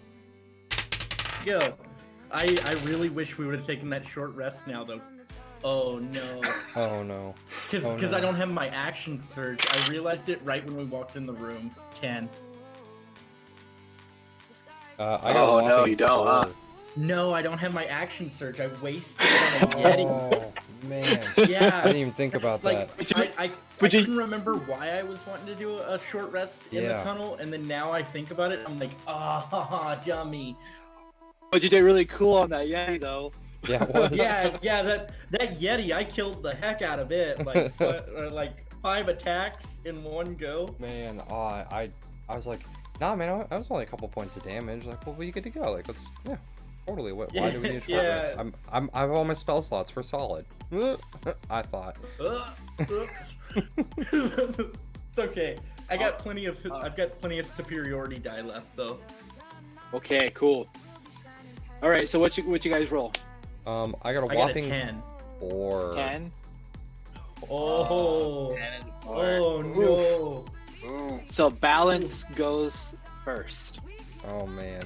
So right when he opened his eyes, you just felt this gush of magical psiotic energy protrude from that what you felt was nothing, that stillness. It finally found its focus, and you were its focus. Oh man. I need you guys to roll an intelligence save. Oh no, I'm not proficient in that one. This is gonna hurt. Oh god. Oh god, this is gonna be bad. I got a 9. Oh no. Hold on. I don't think I'm. Oh, this is not gonna be a good Yeah, day. I got an 8. Oh no. What did you call it? What'd you get? I got a 9. Talk about a dump stat. Poor choice. All right. Hold on. Each of you are gonna take some heavy damage. Oh no. Instant So regret. you take, Colin. You take 18 Oh, points of psionic damage, ouch. and is it your name is Tucker, right? Am I saying that right? Yeah. Tucker. I am You bloodied. take 20 Oh. psionic damage, Oh Yikes. man. and both of you are stunned for 1 minute. No. Oh no. Oh. Yikes. I'm about to have So a at this time, you get blown back against. You were pretty close to the door. And you get blown back, and you hit that door hard, but then you slump down. Your blades off to the side as these go back to their safety position. I always call that. And he approaches you calmly. You don't. There's not much going on in your mind. You feel. You're stunned. You just don't know what happened. The calmness that you felt between the chaos and the peace just leached out and bashed you against that wall. Oh man. He comes to you holding his double-edged lightsaber in both hands, kind of in front of his waist. The blue on your side, Tucker, the red on Colin's side.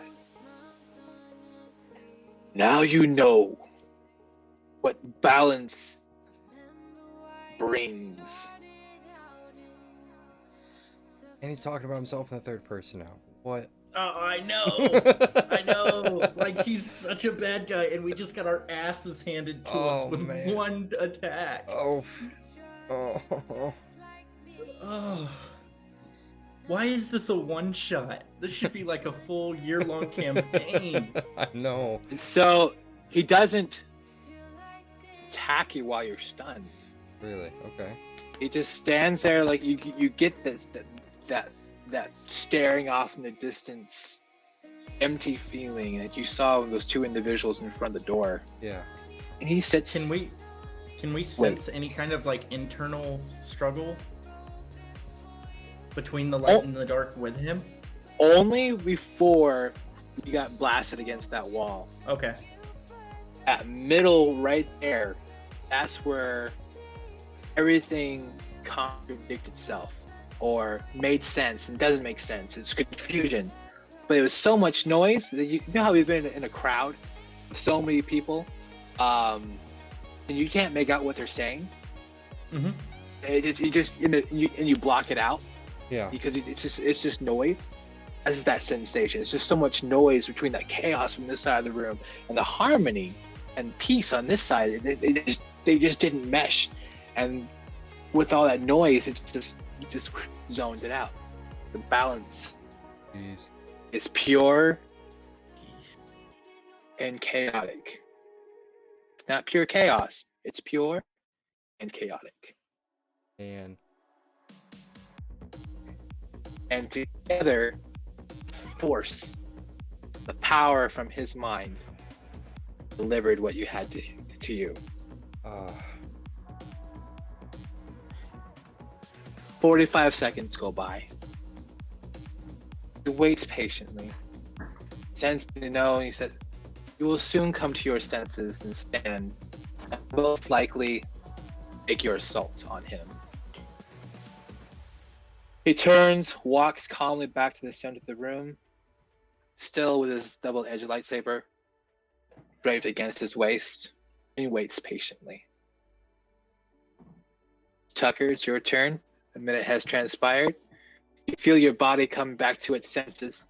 The tingling sensation of nerves waking back up after being asleep for a long period of time. Still, you have control of your appendages, but there's still that numb and sharp pain when you grab something in the tips of your fingers. The neuropathy of coming back to your senses. Okay. I'm gonna turn and place my hand on my partner, and I'm gonna cast Cure Wounds. oh my gosh. Thank Okay. you. And kind of basically what I'm thinking here is with a glow, like a slight aura on my hand, I reach down and I wake my partner up with a shake. Okay. Okay. So as you do that, yeah, the light protrudes from your hand, and whatever small open wound he had on him is slowly starts to close. And you're gonna regain 5 hit points. Oh, good. Okay, cool. I'm not bloody. Now the force is actually working through you, healing that 5 hit points. You can feel his aura, his him reaching out in the force, his life force pulling into you as you feel slightly invigorated. Thank you. And I'd like to regain my feet. Okay. Tucker, do the same thing? You rise to your feet? Yes, please. Do you rise to your feet? You're still feeling this numb sensation, but it's dissipating quickly. Your mind is clear, and you see him still waiting patiently to see what your reaction would be. Okay. And we're still in initiative order, right? Yes, that hasn't changed. Okay. Okay. I'm gonna move forward, my full movement back towards the center of the room, trying to keep myself onto the light side of his body. I feeling the draw of the force around me. It's not intentional, but as I move forward, I drift slowly to the side of the light side and remain in that area. So you're being pulled to what you are familiar with. So this is the feeling in this side of the room. This is what your master taught you of at a young age. You're reminded of all those wonderful lessons that you learned from him, and the knowledge that he shared with you, and your understanding of the force from all of your studies are now brought to your mind, and it's fresh, as though you were reading the words off the page, and those words never leave you. You find that this is your comfort.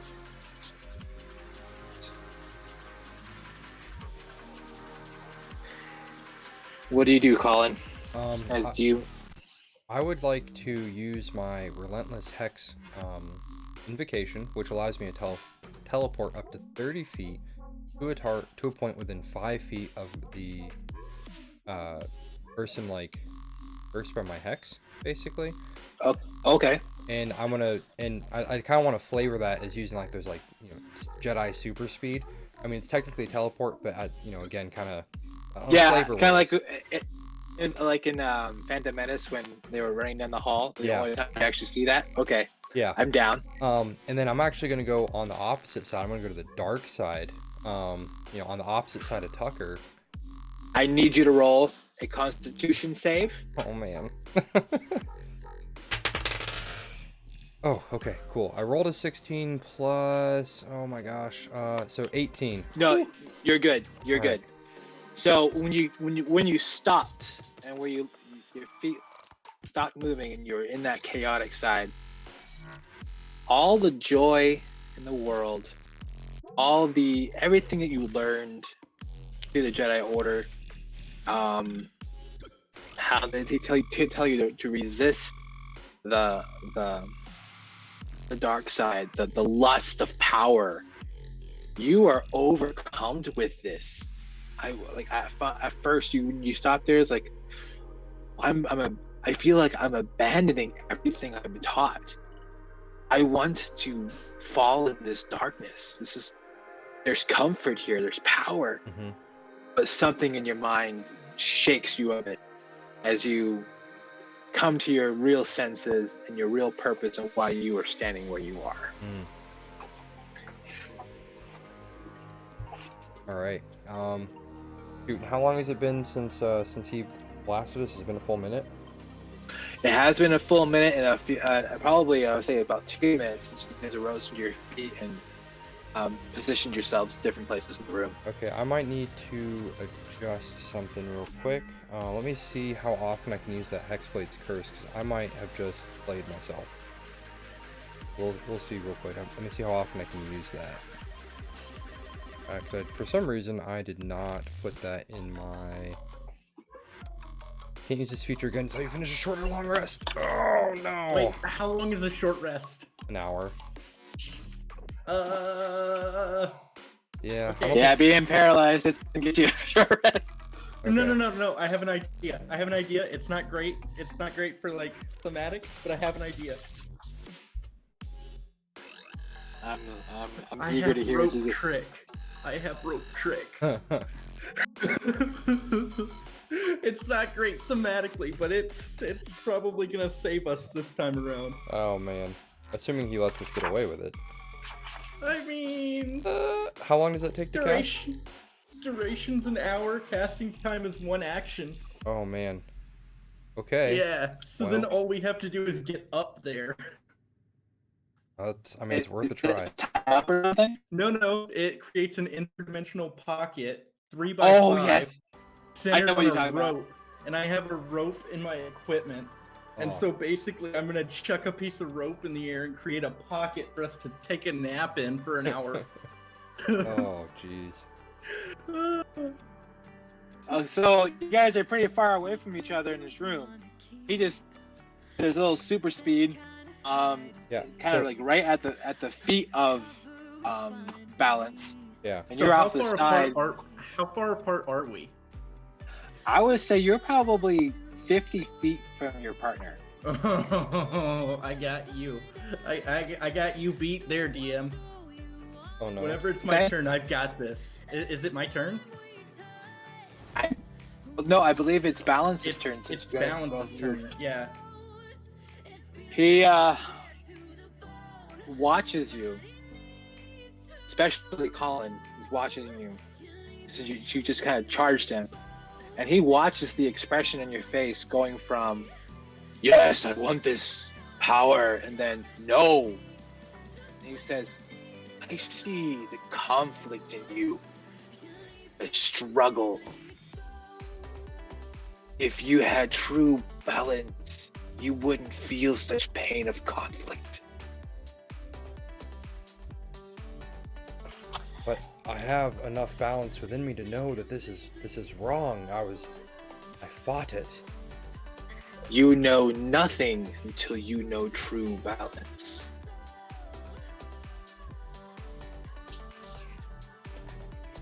He doesn't attack. He stands his ground and stays his turn. How far into that field is Colin? So am I gonna have to make a con save to get to him? You would if you walk to him. So he's in the middle of the big circle. Cut down the radius. You're kind of over here near the entryway. I'm trying to see my hands. They're right slab dab in the middle. Colin's off to the side on this part of the radius on the mid side. I would say the chaos side, and that's where he's at. He's literally feet from the middle where you guys were standing, where you got blasted, where the tranquility, the balance is. Okay, alright, perfect. So I'm gonna move just shy of that edge of his balance, or of like right by the edge of the middle area. And then Okay. I'm going to cast Rope Trick as an action. And I'm gonna call out to Colin, to me, and I'm gonna climb up the rope trick into my interdimensional pocket. It's about 5 feet off the ground. Okay. And I guess it's my turn then? And that's gonna be my turn. Okay, I will... It would be your turn. Okay. Then I will, I'll move the remaining distance to the rope and scurry on up. So Does it take an action to go up the rope? Is it specify or you just climb it? It doesn't say that it takes an action to climb into it, but... Okay. So I have a question.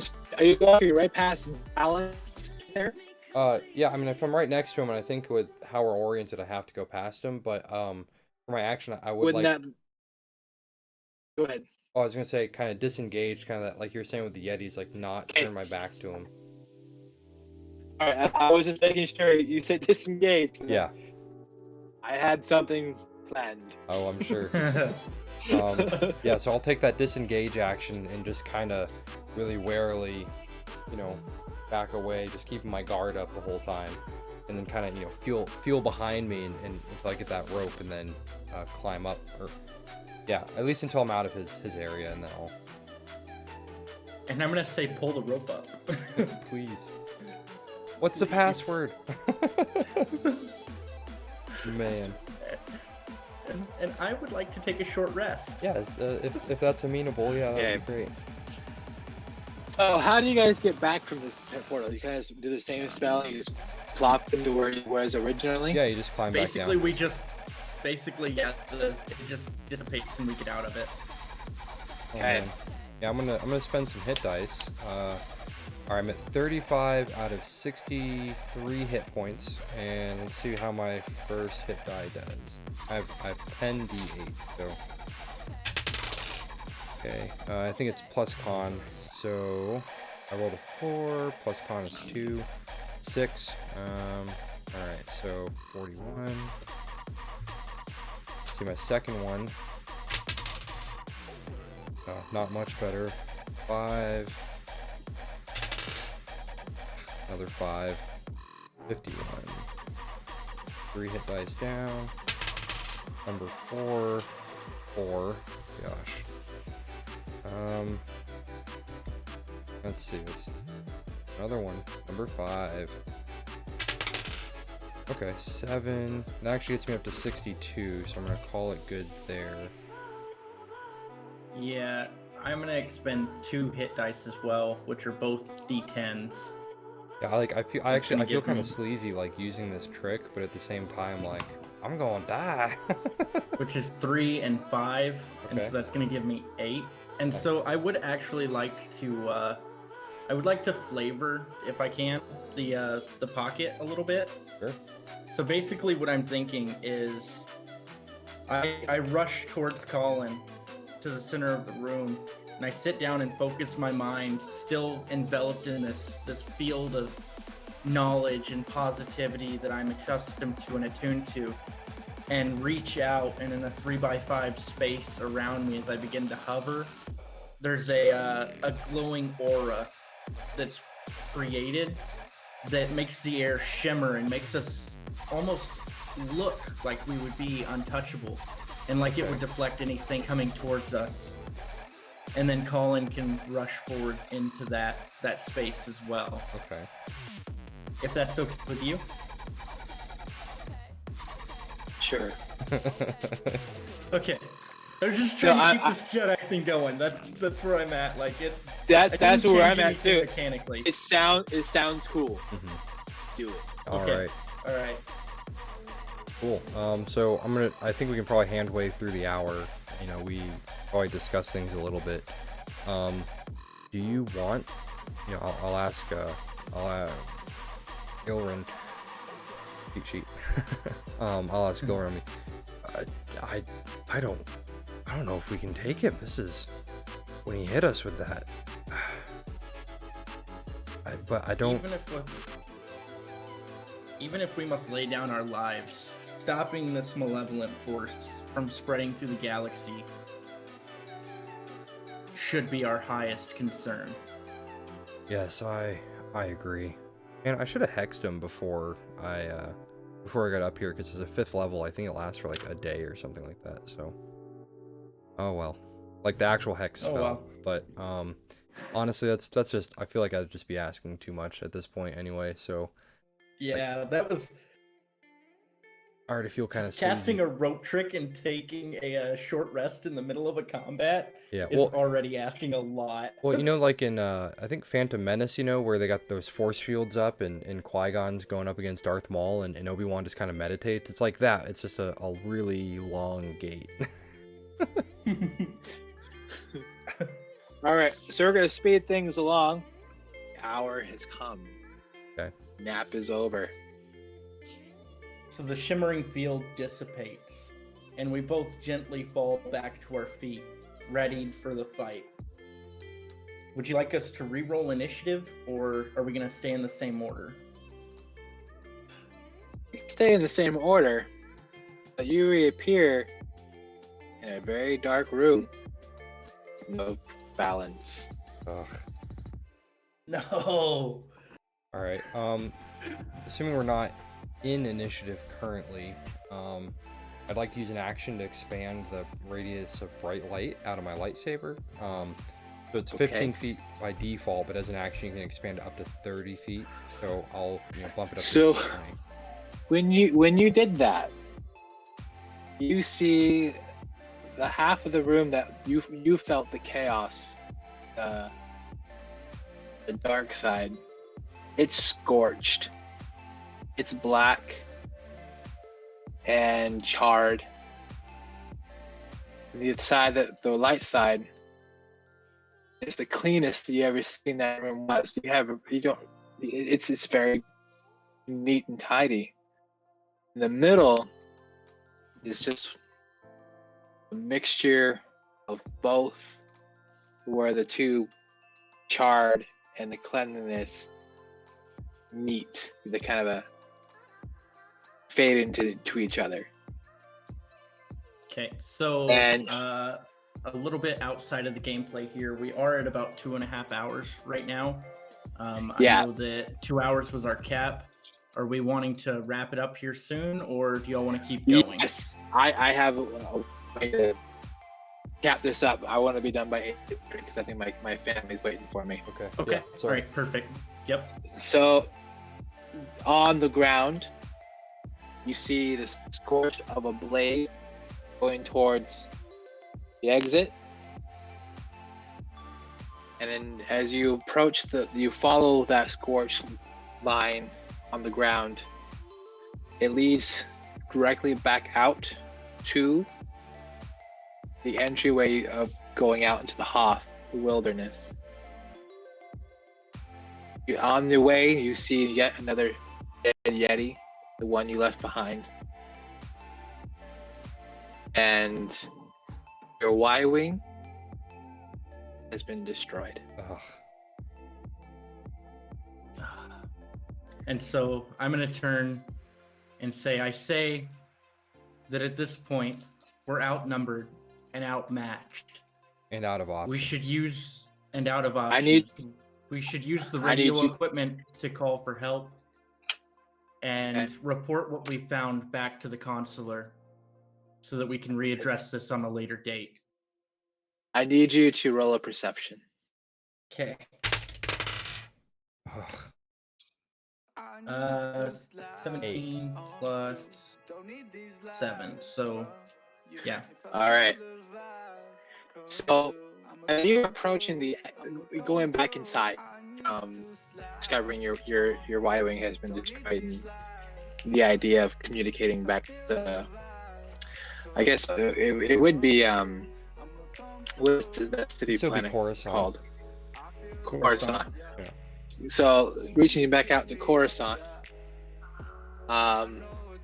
you see a data pad that you didn't see before, sitting on the crate to the left of the door, and there's a light blinking on it.